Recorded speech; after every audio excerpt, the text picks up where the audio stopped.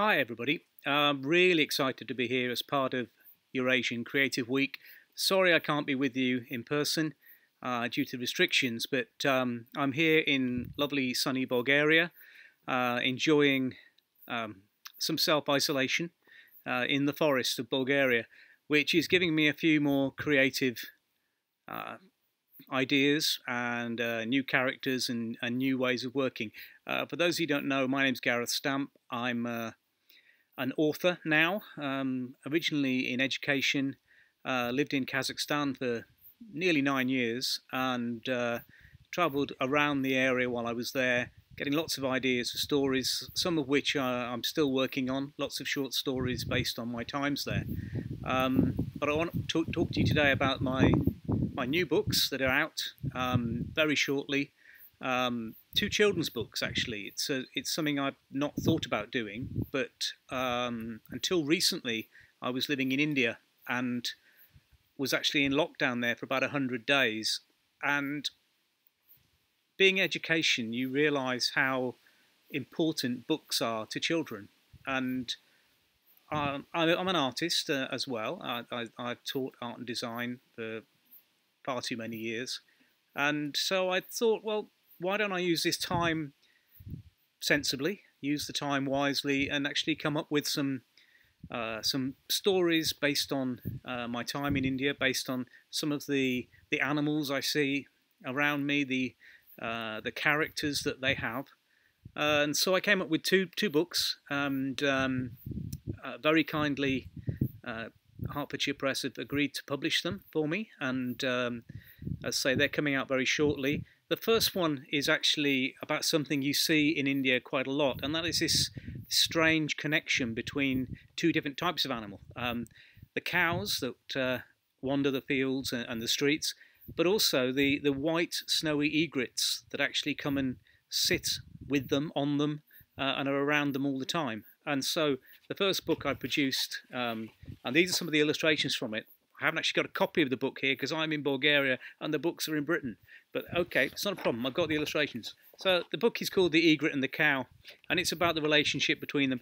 This is a historical book. It's not something that you would... it may not even be truthful, but it's a tale about how they came to be friends and why they are together all the time. And this is a particular friendship between one egret and one cow. The cow is owned by a farmer.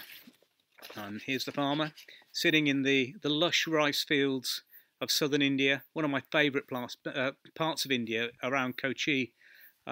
Beautiful landscape, beautiful people, beautiful just environment, and it's part of India that I really do miss. The story evolves around how the relationship between the cow and the egret develops, how other cows become jealous and chase the egret away, and then they realise actually that the egret has been making the cow very happy, and they band together to actually get the egret and the cow back together as a strange relationship. But the cow is happy, the farmer's happy because the cow produces more milk, and the egret's happy because it's giving people attention. I'm not a moralistic person. I see myself as a sort of creative person, but a lot of people have told me when they've read the drafts of these books that, oh, there's a moral there, and I'm thinking, okay, if that's how people see it, that's fine. I think books are really important for children, as I say, and I think it's important for adults to read to children, because I think if you develop the love of books and the love of reading at an early age, then that's going to carry on through. And I know in new technology, people are distracted by things. They only have sort of, I don't know, 10 minutes at this, 10 minutes at that, but a book immerses you more.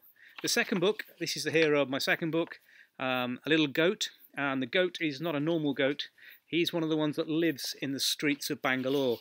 For those of you that have ever been to India, you'll know that it's a hustling, bustling place, and the street scenes that I used to see every day on my way to work, on my way to the shops or whatever, and that's the backdrop for this particular story. So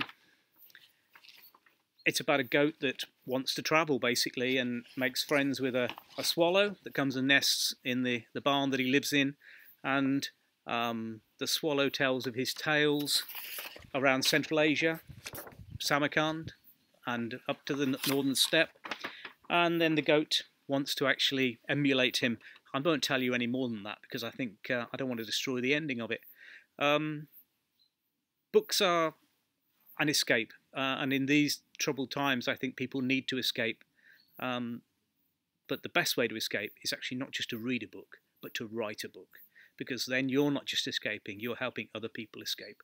And I think that books and reading are really important. I'm really grateful for the Eurasian Creative Guild for enabling me to do what I do, and to actually trust me with what I do.